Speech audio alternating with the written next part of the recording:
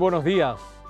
Damos inicio a otra nueva emisión de nuestro programa Esto dice la Iglesia, una propuesta de la Arquidiócesis de Asunción con Telefuturo y sus canales en todo el territorio de la República. Buenos días, diácono Ignacio Medina. Buenos días, Roque, un gusto saludarte y también a toda la audiencia de Telefuturo. Y bueno, nuestra propuesta de nuestro programa Esto dice la Iglesia es justamente lo que estamos celebrando hoy en la Iglesia, Corpus Christi, la solemnidad de Corpus Christi. Este primer domingo de junio, hoy tenemos un invitado muy especial, justamente que va a ilustrarnos sobre este tema tan importante para nosotros en la Iglesia. Estamos con el padre Armando Sotelo. Él es secretario ejecutivo de la Comisión Episcopal de Liturgia. Buenos días, padre, un gusto tenerte aquí con nosotros. Buen día, Roque, buen día, Ignacio, y a toda la teleaudiencia de Telefuturo. Muy bien, Ignacio. Dejo a tu cargo calentar el tema, ¿verdad? O sea, plantearle sobre esta solemnidad tan importante en la iglesia, que antes era feriado el jueves, Sí. Ahora se traslada al domingo, ¿verdad? Y todo era feriado y te verá acá en el Paraguay, en Corpus Christi.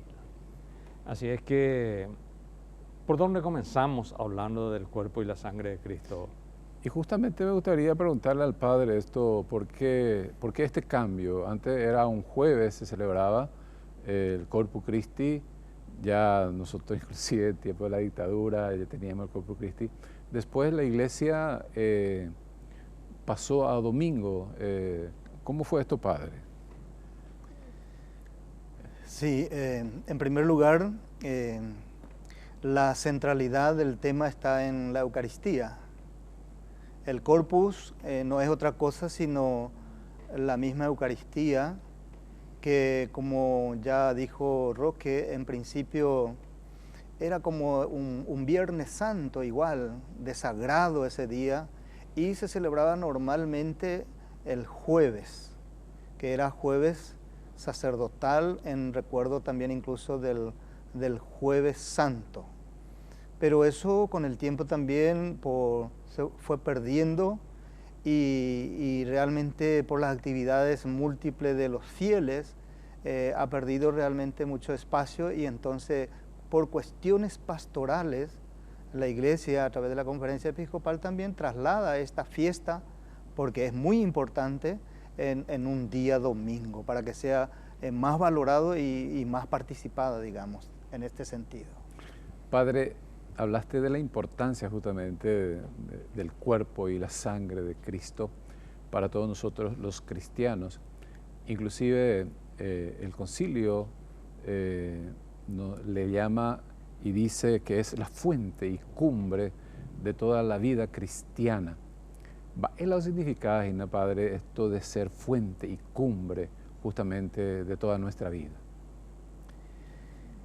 Yo quiero partir un poco de esto para hablar de la Eucaristía, que es la misa, de la liturgia. La liturgia dice es la obra del pueblo, es el pueblo que celebra, es el feligrés, el creyente, el que celebra.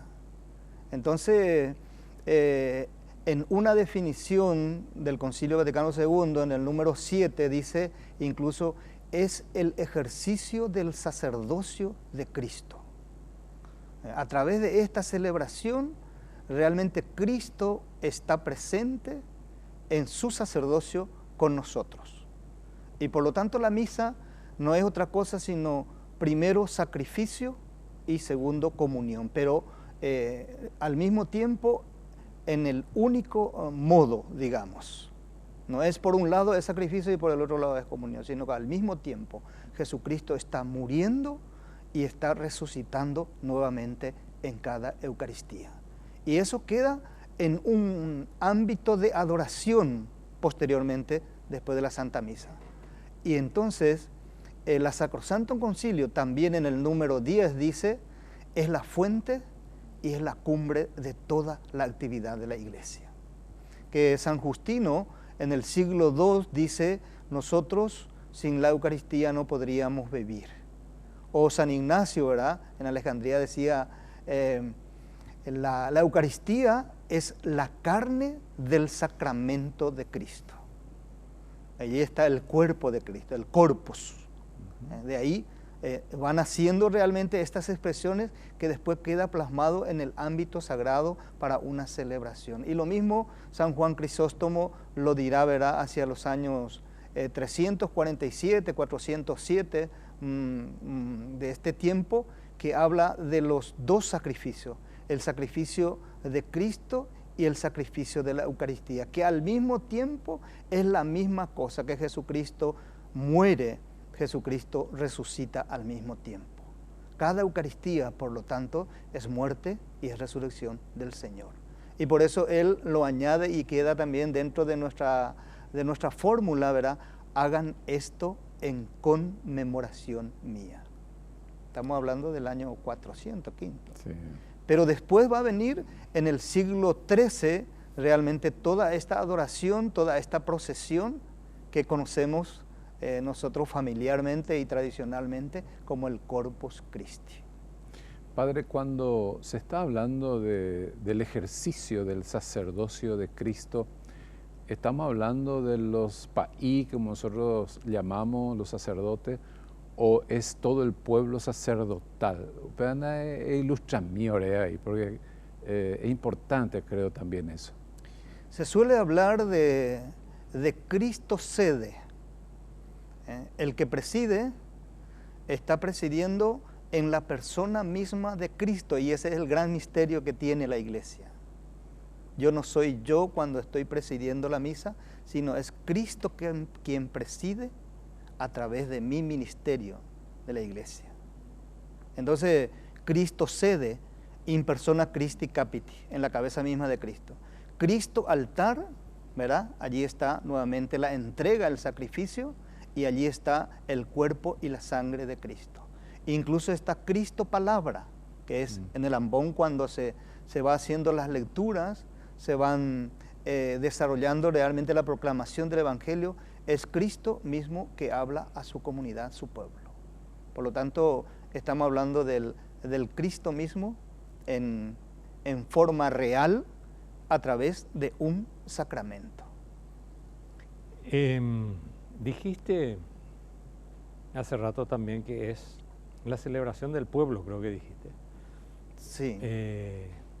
Y ese es uno de los cambios, me parece, importantes o radicales del Concilio Vaticano II. Porque si es la celebración del pueblo, el pueblo tiene que entender, tiene que vivir esta celebración de la Eucaristía. Y antes del concilio se rezaba la misa en latín de espaldas al pueblo, la gente no entendía. Yo no sé qué hacía la gente mientras se celebraba la misa, ¿verdad? Probablemente rezaba el rosario o alguna otra cosa, ¿verdad? Sí. A ver, contanos un poco eso.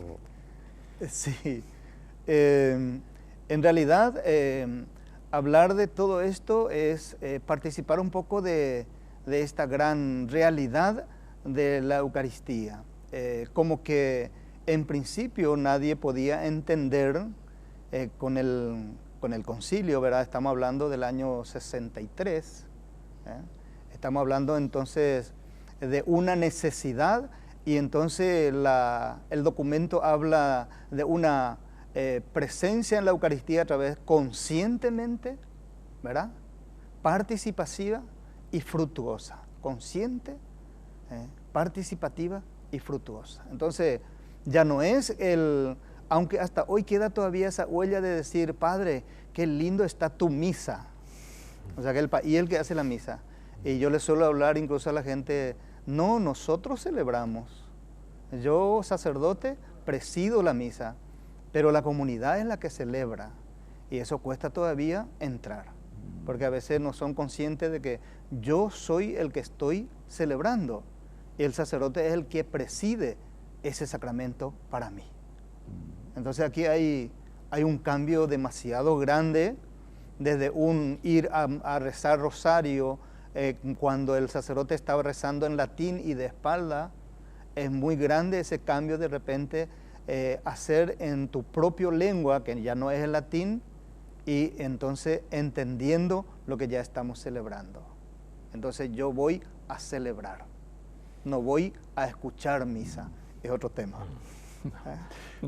Aunque hasta hoy se siguen con esta idea de ir, me voy a escuchar misa y qué lindo es tu misa, país. Claro, inclusive en las municiones de entrada para la misa solemos escuchar todavía ahora, recibimos al celebrante. Al celebrante. Sí, parecería que solamente es el país, el sacerdote que celebra y no todo el pueblo. Realmente es tan lindo esto poder conocer, ¿verdad? Y que nuestra gente también se den cuenta de la importancia de su participación dentro de la Eucaristía, Padre. Así mismo. Falta todavía muchas enseñanzas para que nosotros podamos ir asimilando, siendo conscientes de que yo soy parte de esa comunidad creyente, y esa comunidad creyente es la que se reúne en esa asamblea para celebrar, alabar, glorificar a Dios y participar de la gracia divina. Esto es lo que viene a ser la Santa Misa, la Eucaristía. Interesante es el tema, porque hasta hoy se discute. Hay grupos de iglesia, creo que le llaman la celebración ad oriente, no sé qué, tiene todo un nombre que demasiado quieren volver al latín, y todas otras prácticas que eran de una época. Y que como hay grupos como que añoran eso. Y el entender, la vez pasada nos dijo el padre Villagra, nos dijo que misterio, porque le preguntó el diácono qué significa el misterio de la Santísima Trinidad. ¿Qué era misterio? Ya los dos mañanas de Saraiva. Pero era una palabra tan sencilla. Es algo que conocemos y algo que sigue todavía oculto, el misterio, porque si no dejaría de ser misterio. Exactamente. Vamos a una pausa, a ver si mientras estamos en el corte no nos acordamos de qué significaba misterio. Ya volvemos.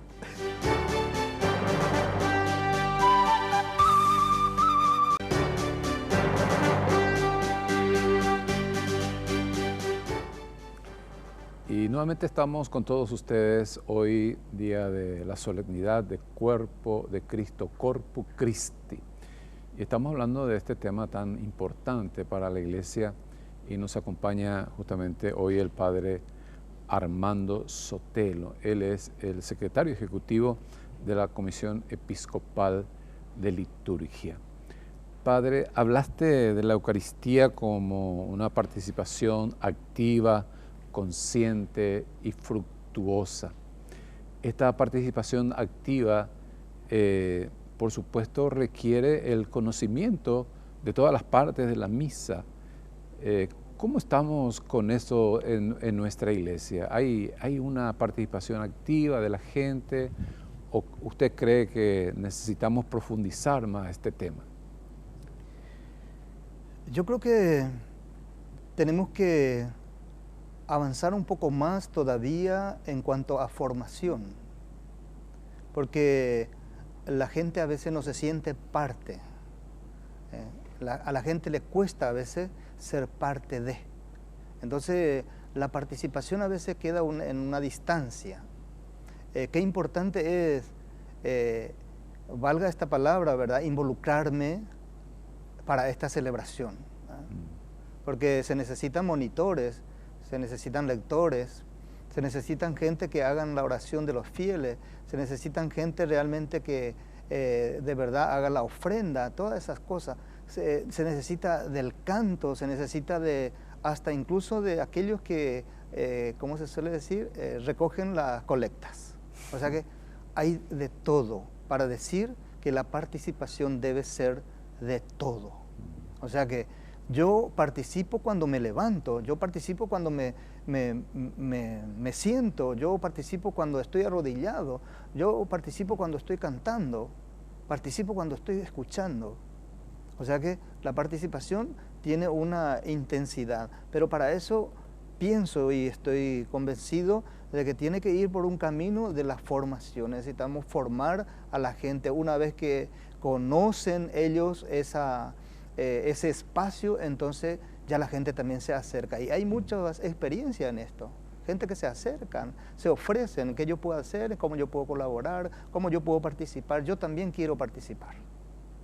Entonces la participación tiene su gran ventaja en este tiempo del Concilio Vaticano II, que nos permite realmente un espacio enorme para que nosotros podamos estar en eso. Y creo que eso es lo que remarca también la sinodalidad. La sinodalidad habla de la comunión, habla de la participación y habla también de la misión. Entonces, mi comunión me permite ser parte de, pero también tengo una misión de anunciar la buena noticia a todos mis hermanos. También se había hablado, padre, en uno de los documentos que había salido de la SEP, de la parte social de la Eucaristía. ¿A qué tiene que comprometernos a cada uno de nosotros quienes participamos de la Eucaristía, de la Santa Misa? O ya está bien cumplir e ir a la misa, porque pues ahí la gente ya, va a hacer la misa, ya cumplimos. ¿Nos tenemos que quedar con eso o eso tiene una proyección en la vida? En esto que nos dice una participación fructuosa, ¿sería eso, padre, nuestra vida después en la cotidianidad de la vida? La ñañembo la Santa Misa ante no hay completo pai.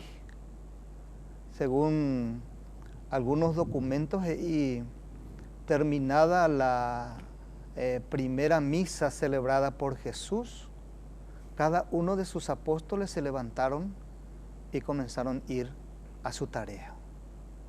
Y yo estoy convencido de eso, que la Santa Misa nos tiene que ayudarnos a ser conscientes para que cada uno de verdad pueda ir a ejercer la misión que le corresponde, en su trabajo, en su ambiente y en la sociedad incluso, porque eso tiene que tener una repercusión social.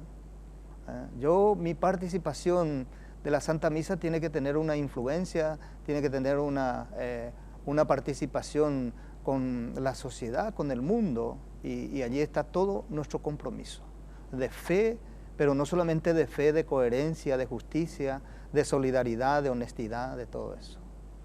Yo creo que la parte social de por sí se tiene que dar, y está ahí la parte en tiempo con Roque, seguramente que Roque se acuerda de eso, está la dimensión profética, está la dimensión celebrativa, litúrgica, y está también la dimensión social.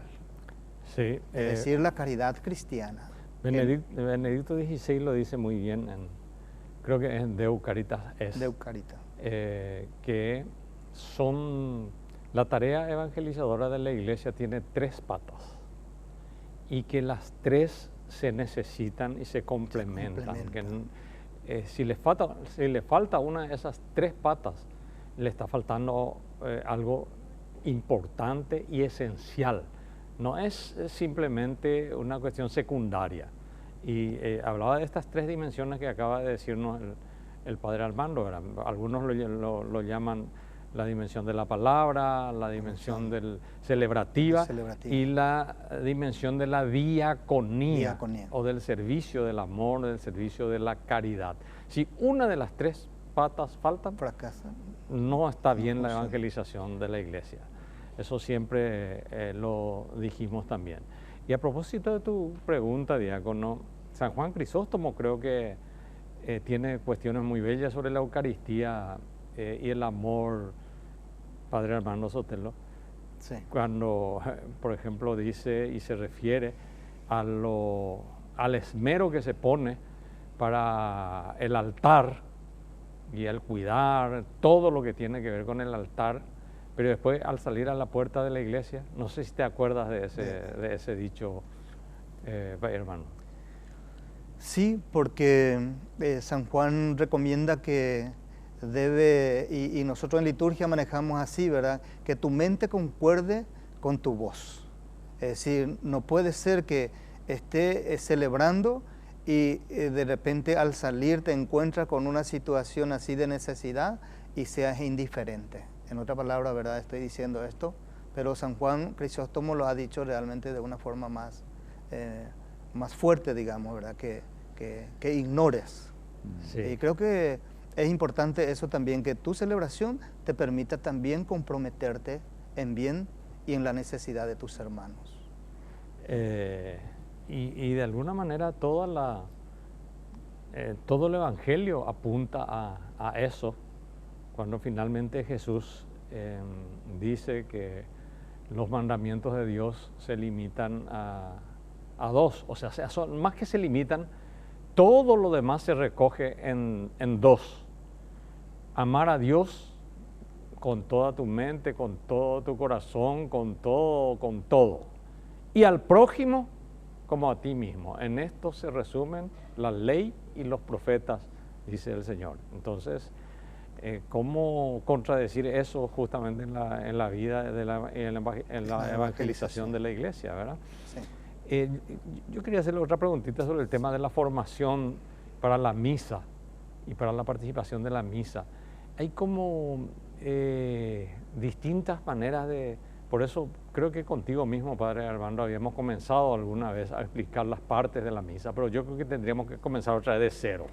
Hay que iniciar. La primera parte, la segunda parte, la tercera parte, hacer toda una catequesis sobre la misa, sí, porque hay una gran variedad y te dicen, no, en el Padre Nuestro solamente el sacerdote tiene que levantar la mano, los fieles no tienen que levantar la mano, tienen que tener recogida o alguna cosa. Dice, algunos ya se levantan en un determinado momento y todavía no es el momento para levantarse, o ya se arrodillan y todavía no es el momento de arrodillarse.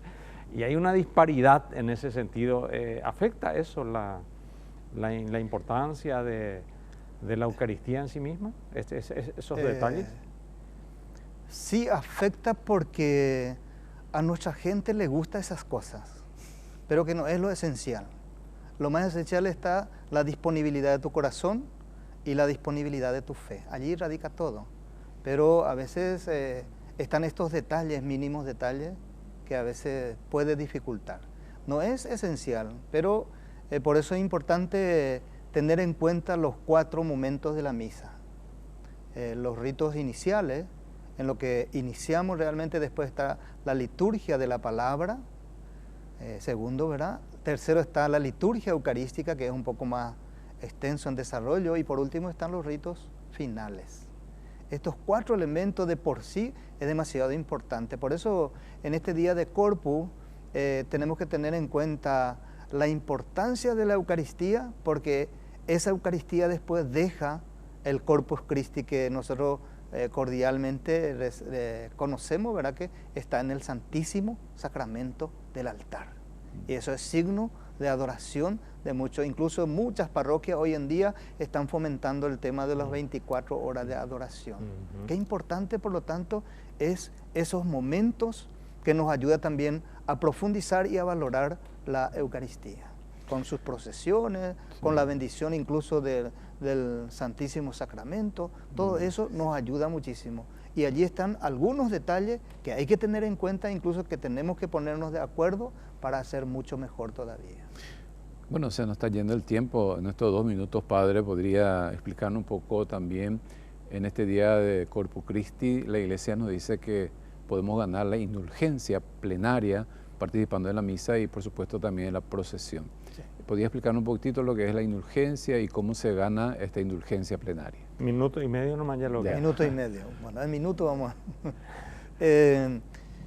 creo que cada tiempo, cada celebración tiene también su gracia especial. De por sí es una gracia especial, pero la Iglesia a veces va marcando momentos importantes. Por ejemplo, dentro de una celebración importante, en este caso del Corpus, está la procesión. Y esa procesión realmente es para ganar la indulgencia. ¿Qué significa eso? Para que se nos borren todos aquellos pecados nuestros y que podamos quedarnos limpios nuevamente y llenos de la gracia de Dios. Yo suelo decir a eso incluso de la gracia, que el Señor llene nuestra vida de su amor, para que podamos vivir mejor en la vida cristiana. Y este del siglo XIII que se inició la fiesta del Corpus, sea también para nosotros una hermosa oportunidad para adorar al Señor. Y que el Corpus nos ayude cada día a apreciar y a vivir mejor la liturgia y la Santa Eucaristía. Muy bien, gracias Padre por habernos ilustrado con este tiempo tan especial para nosotros y en este día tan especial del Corpus Christi. Agradecemos a todos ustedes quienes nos están viendo y bueno, participen hoy en el día de Corpus Christi.